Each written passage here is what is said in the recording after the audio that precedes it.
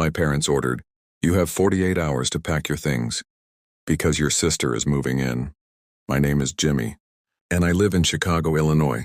I'm going to tell you a story about how I lost a family but gained my freedom. My parents shouted, "You have 48 hours to get your things out of the house. The house belongs to your sister now." But what they didn't know was that I had been expecting this for 3 years, ever since I found a document in my grandfather's safe. When my sister walked into that house 2 days later, thinking she had won everything, she had no idea what was about to happen. It all started on a Thursday morning. I was having my coffee when I heard my bedroom door being thrown open. My mother came in, without knocking as she always did, but this time there was something different in her eyes, a coldness I had never seen before. Behind her, my father was holding a cardboard box. He couldn't even look me in the eyes. That's when she said those words, "You have 48 hours. The house is now Alyssa's, my younger sister, the favorite, who never had to work because my parents always paid for everything for her, while I had been working since I was 17, paying my own bills and even helping out at home. But you know what impressed me the most? I didn't feel anger or surprise because 3 years earlier, something had happened. My grandfather had passed away and left me only a letter while my sister received jewelry and money. In that letter, he wrote, "In my office safe, there is something you need to know. The password is your date of birth." When I opened that safe, I found documents that changed everything. The house wasn't my parents'. It was my grandfather's, and he had left a different will. A will that my parents had hidden at the time. With them kicking me out, I knew the time had come. I took out my phone and called a lawyer. "Dr. Clark, can you come to the house in 2 days at 10 a.m.? It's important." My parents watched me as I packed my things. They didn't even offer to help. My mother even commented, "It's better this way. Alyssa needs space for the baby." My sister was pregnant and hadn't even told me another secret in that family full of them. On the second day at 9 a.m., I was sitting on the curb with my last boxes. I saw Alyssa's car turn the corner, a new car, of course, a gift from our parents. She got out smiling with her hand on her belly. She didn't even look truly pregnant, but that wasn't my problem. "Hi sis," she said with that fake voice she used when she wanted to seem nice. "I'm so sorry about all this, but you understand, right? With the baby coming, I need stability." Stability was always her excuse. When she took my larger room at 14, when my parents paid for her private college, when they bought her a car and told me I should be more independent. "Of course I understand, Alyssa," I replied, looking at my watch. It was 20 minutes to 10. She walked into the house as if she owned it. Technically, she thought she did. My parents followed her proudly. That's when I noticed something strange. Alyssa was nervous. She kept looking at her phone every 5 seconds. Later I found out why. She owed a lot of money, and was using the house as collateral for a loan my parents didn't know about. She had forged their signature. But how did I find this out? Simple, her husband told me. Ex-husband, actually. They had separated 2 months earlier. Another secret she was hiding. And the baby? It wasn't his. David sought me out desperate. He told me everything. The debts, the lies, the betrayal. Alyssa was drowning in problems and needed the house to get more money. That's why the rush to get me out of there. That's why my parents agreed so quickly. She manipulated them. At exactly 10 o'clock, Dr. Clark's car parked in front of the house. Showtime. My parents were confused when they saw the lawyer. "Who is this?" my father asked, already annoyed. "Dr. Clark Mendez, lawyer for the estate of Mr. Johnson," he said. My mother went pale. "My grandfather, but he died 3 years ago. The inheritance has already been settled." "Actually, it hasn't." The doctor opened his folder. "You hid the real will. The house was never yours. Mr. Johnson left it in the name of his oldest granddaughter, Miss Anna." My parents knew this. They tore up the original will and forged another, but they didn't count on one thing. My grandfather was smart. He registered everything with a notary. He had authenticated copies, and I had found them all. "That's a lie," my mother screamed. "This girl is making everything up. She's always been a troublemaker." Troublemaker. Me, the daughter who worked her whole life, who never asked for anything. "Interesting," Dr. Clark continued.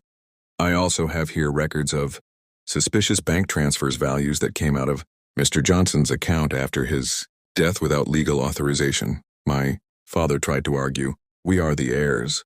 We had a right. Not when there is a specific will and not when there are signs of fraud. Elisa started to cry. But what about my baby? Where will I live?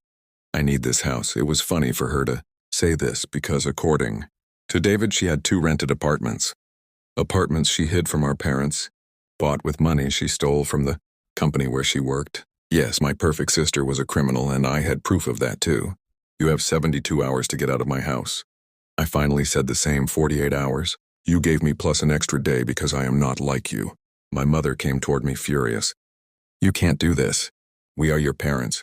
Parents who kicked me out of the house, who always preferred my sister, who lied and stole. Dr. Clark intervened. Mrs. Baker, I suggest you accept. The alternative is a criminal lawsuit. Criminal. The word hung in the air. My parents finally understood the seriousness of the situation. Elisa tried one last move.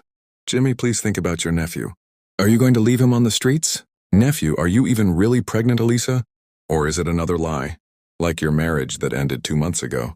She was in shock. How do you know? She murmured, forgetting to keep up the facade. David told me everything. The gambling debts, the affair with her boss, the stolen money. My parents turned to Alicia, horrified. What is she saying, Alicia? The truth, finally. After years of lies, the truth was coming to light. Elisa collapsed on the couch, the veneer of perfection finally broken, the mask falling. I'm not bad, she whined. I just wanted to be happy to have what I deserved. What you deserved. You had everything.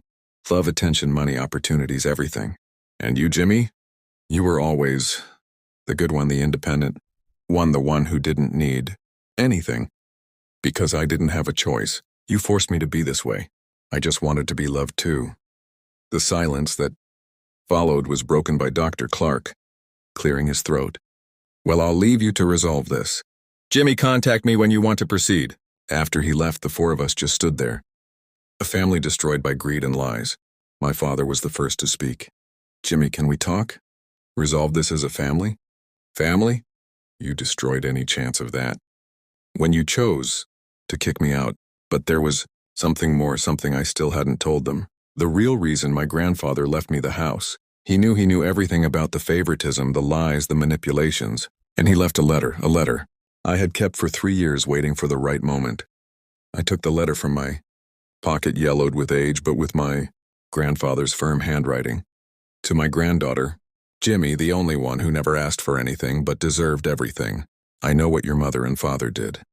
I know about the injustices. I know about the pain you carry. This house is yours not by inheritance but by justice. Use it to rebuild your life far from the toxicity of this family. You deserve to be happy, my dear. Be free. My mother started to cry. My father hugged Aliza and I finally felt at peace. 72 hours, I repeated, and walked out of the house, my house. 3 days later, they left without a scene, without drama, defeated. Elisa was arrested 2 weeks later. The evidence of the embezzlement was irrefutable. My parents disappeared. I heard they went to live in the countryside.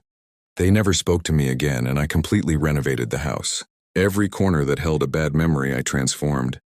Today, 2 years later, the house is unrecognizable, bright and full of life. Sometimes I wonder if I did the right thing, if I should have forgiven, tried to reconcile, but then I remember my grandfather's words. Be free. And I am. Finally, I am free. The house that was a symbol of exclusion became my sanctuary, my place of peace. And you know the most ironic part? Alisa was never pregnant. It was just another lie to get the house. I found this out at her trial. She confessed everything, hoping for leniency. It didn't work. Sometimes, justice is slow, but when it arrives, it comes with full force and changes everything. Today, as I write this, I am on the porch my grandfather loved, drinking the coffee he taught me to make. And I think family is not about blood, it's about who stands by you when everyone else abandons you. My grandfather was my true family, and even after he died, he took care of me. This is my story, the story of how I lost a toxic family and gained my freedom. And if you are going through something similar, remember, sometimes an ending is just a new beginning in disguise. Behind every closed door, there's a story waiting to be told. Some are shocking, some are heartbreaking, but all of them deserve to be heard. Here on Home Exposed, we bring those hidden stories to light. If you don't want to miss the next unbelievable tale, make sure to subscribe and stay with us, because the truth is always closer than you think.